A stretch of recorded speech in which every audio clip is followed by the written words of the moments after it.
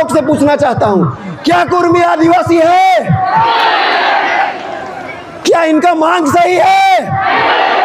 देखिए, ये लाखों की संख्या में आज जो आप लोग यहाँ पर इतिहास रचे हैं, वे एक दिन रेल टेका किए, लेकिन हम आदिवासी लोग पूरे राज्य में एक उलगुलान छेड़ दिए हैं। और ये मैं केंद्र सरकार को भी चेता देना चाहता हूँ, ये तो केवल मांग किए थे, उसी समय इतना जोरदार आग लग गया है। गलती से अगर केंद्र सरकार कलम चलाने का कोशिश करेगा तो आदिवासी समाज भी तीर चलाने का कोशिश करेगा। यहां से संकल्प लीजिए दोस्तों। ये लोग, आपको समझना पड़ेगा ये आंदोलन क्यों हो रहा है। वर्ष 2004 में टीआरआई ने इनकी मांग को खारिज कर दिया, 2015 में दूसरी बार इनकी मांग को खारिज कर दिया, 2020 में तीसरी बार इनकी मांग को खारिज कर दिया। केंद्र सरकार ने भी राज्य सरकार को पत्र लिख करके कहा कि जो कुर्मी लोग एसटी सूची में शामिल होने का मांग कर रहे हैं वे अब केंद्र में लंबित नहीं है, उनकी मांग को खारिज कर दिया गया है। तो आखिर जब केंद्र ने खारिज कर दिया है तो फिर ये लोग रेल टेका क्यों कर रहा है? ये लोग असली नजर हम लोगों का आरक्षण, जल जंगल जमीन, यहाँ का खनिज और यहाँ पर जो मुखिया से लेकर के मुख्यमंत्री तक का पद है, उन पे ये लोगों का नजर है। लेकिन मैं बताना चाहता हूँ, झारखंड एक आदिवासी बहुल राज्य है, यहाँ पर मुखिया से लेकर मुख्यमंत्री तक आदिवासी ही रहेगा। तुम कितना भी अपना फर्जी नैरेटिव गढ़ लो, हम ये झुकने वाले नहीं हैं। और आदिवासी का संघर्ष है कि हम जब अंग्रेज को यहाँ से खदेड़ के फेंक दिए तो ये लोग कौन सा खेत का मूल्य है भाई?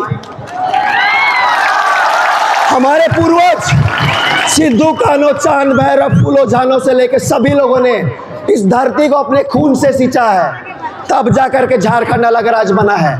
इनका कोई इतिहास भी नहीं है, ये लोग फर्जी इतिहास गढ़ रहे हैं। रघुनाथ सिंह भूमिज जो चुआर विद्रोह के नायक थे, ये लोग क्या कर रहे हैं कि इतिहास चोरी करके रघुनाथ सिंह भूमिज को रघुनाथ महतो बना दिया है। डाल्टन ने कहा है कि चुआर विद्रोह के जो नायक है वो भूमिज समाज से आते हैं। जब यहाँ पर सभी दस्तावेज में गलत है और हमने पहले भी इनको पटकनी दे दी है बौद्धिक लड़ाई में, तो ये लोग जबरदस्ती अब गाली देने पे आ गए हैं। तो इन गालीबाजों को भी हम लोगों को जवाब देना जरूरी है। लेकिन आदिवासी समाज गाली को गाली से जवाब नहीं देता है, तीर से जवाब देता है। तो इसलिए हम लोगों को उकसाने का तुम काम मत करो। ये बोलता है कि 1913 और 1931 का गजट में हम लोग आदिवासी थे। साथियों, आप लोग सभी लोगों को जानकारी होना जरूरी है, क्योंकि ये लड़ाई बौद्धिक लड़ाई है, ये मारपीट वाली लड़ाई नहीं है। हम संख्या बल पे तो जरूर लड़ेंगे, लेकिन जो दस्तावेज बता रहे हैं ये लोग, इनको एक एक करके खंडन करना भी जरूरी है। और मैं बताना चाहता हूँ, ये जो 1913 और 1931 का ये जो गजट दिखाते हैं, वो एसटी का सूची या ट्राइब्स का सूची है ही नहीं। वो इंडियन सक्सेशन एक्ट से जो समुदाय को बाहर रखा गया है वो सूची है। अब बताइए, ऐसा नेता लोग कुर्मी समाज का अपना समाज के लोगों को भड़का रहा है।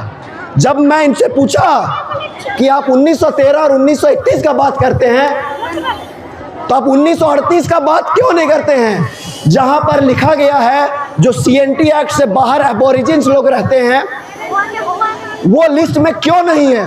तो इनका मुंह में दही दम जाता है। ये लोग बोल रहे थे कि 75 साल से हम आंदोलन कर रहे हैं, ये भी बिल्कुल झूठा बात है। मैं आपको बताना चाहता हूं, आजाद भारत के बाद जब 1953 में काका कालेकर कमीशन बना, तब यही कुर्मी लोगों को बैकवर्ड क्लासेस में रखा गया। तब कहाँ थे इनका नेता लोग? तब क्यों नहीं विरोध किए ये लोग? 19 जब आप देखेंगे मंडल कमीशन बना, मंडल कमीशन में भी ये लोगों को ओबीसी में रखा गया। कहाँ थे इनका नेता लोग? क्यों विरोध नहीं किया उस समय?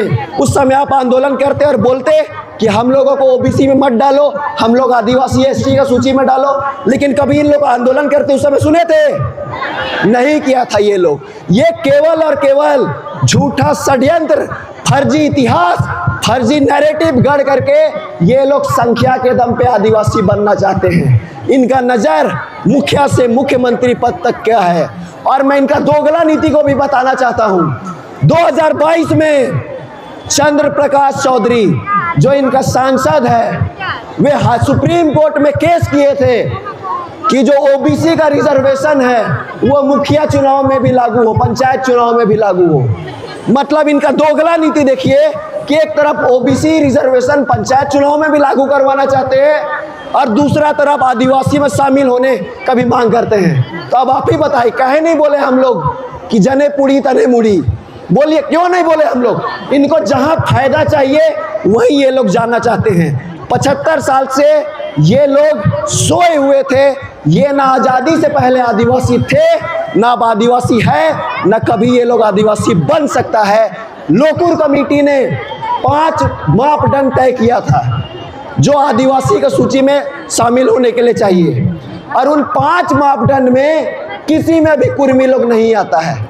जबरन ये लोग आंदोलन कर रहे हैं। और आप देखेंगे ये लोग के नेता बोलते हैं, ऐसा भड़काऊ नेता लोग हैं इनका। मैं इन लोगों का वीडियो देखता हूँ तो हंसी आता है। ये लोग का बौद्धिक क्षमता इतना कमज़ोर है कि मैं क्या कहूँ। इसलिए आजकल ये लोग हम लोग से बहस करने भी नहीं आते हैं। इनका एक नेता बोलता है कि यहाँ पर 26% आदिवासी लोग हैं और 24% कुर्मी लोग हैं, जो कि गलत है, और हम दोनों को मिला देंगे तो 50% हो जाएगा और ये 5वीं अनुसूची से 6ठी अनुसूचित हो जाएगा। तो मैं बताना चाहता हूँ आप लोगों को साथियों कि ये जो नैरेटिव गढ़ रहे हैं वो पूरी तरह से गलत है।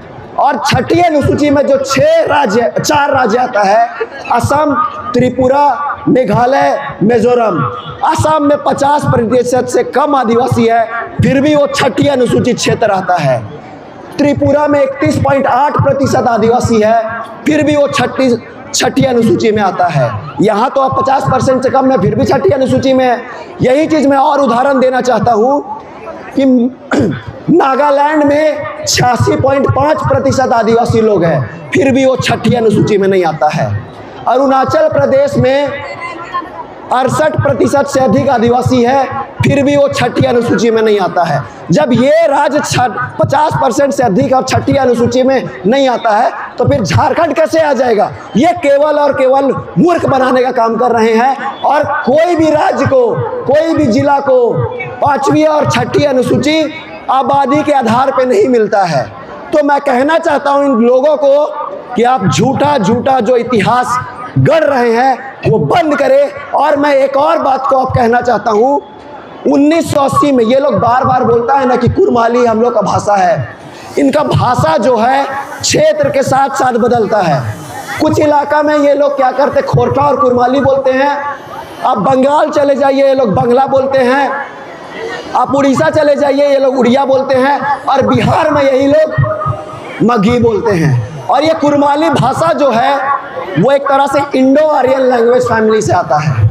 और हम आदिवासियों का जो भाषा है, जो आप लोग का हो मुंडा है, वो ऑस्ट्रो एशियाटिक लैंग्वेज फैमिली से आता है। और बाकी जो आदिवासी है कुछ लोगों का, वो द्रविडियन लैंग्वेज फैमिली से आता है। तो इनका भाषा समूह भी अलग है। और ये कुरमाली भाषा खुद मगही और बंगला का अपभ्रंश है। और 1980 में मैं याद दिलाना चाहता हूँ कहाँ सोए हुए थे इनका नेता लोग। 1980 में जब रांची विश्वविद्यालय में TRL, tribal and regional language का डिपार्टमेंट का गठन किया गया था, तो कुल 9 भाषा को उसमें रखा गया था, जिसमें 5 भाषा आपका आदिवासी भाषा था और 4 भाषा जो है वो क्षेत्रीय भाषा था। तो कुरमाली को भी क्षेत्रीय भाषा में रखा गया था। तो मैं कहना चाहता हूं आप लोगों से कि ये लोग कहाँ थे 1980 में जब ये इनको क्षेत्रीय भाषा में रखा गया? उस समय ये लोग क्यों नहीं मांग किए कि कुरमाली भी आदिवासी भाषा में रखो? तो ये दोहरा चरित्र वाले लोगों को यह संकल्प लेकर के जाना है यहाँ से हम लोगों को। साथियों, मैं अंत में इतना ही कहूँगा कि आदिवासी वो लोग हैं जो बना नहीं जाता है, पैदा लिया जाता है। और यहां से आप संकल्प लेके जाइए कि ये लोग जब तक आंदोलन वापस नहीं लेता है अपना मांग को, तब तक हम आदिवासी आंदोलन करते रहेंगे। क्योंकि आदिवासियों का इतिहास है कि जब जब हमारा अस्तित्व में खतरे में आया है, हमने अपने समाज से सिद्धू कान्हू, चांद भैरव हुई, फूलो जानों से लेकर के बिरसा मुंडा, पोटो हो, सब लोग पैदा लिए हैं। और अब आप सभी साथियों से मैं आग्रह करना चाहूँगा कि ये जो सामाजिक लड़ाई है, इसको जब तक हम अंजाम तक नहीं पहुँचाएंगे, तब तक संघर्ष जारी रहिए। इन्हीं शब्दों के साथ मैं अपनी वाणी को विराम देता हूँ। बहुत बहुत धन्यवाद। फूल जोहार। और जाते जाते एक बार जोरदार नारा लगाते जाएंगे। कुलमे महतो होश में आओ, कुलमे महतो होश में आओ, फर्जी आदिवासी बनना बंद करो, फर्जी आदिवासी बनना बंद करो। आदिवासी से जो टकराएगा, आदिवासी से जो टकराएगा, आदिवासी एकता जिंदाबाद, आदिवासी एकता जिंदाबाद। जय आदिवासी, जय आदिवासी। धन्यवाद।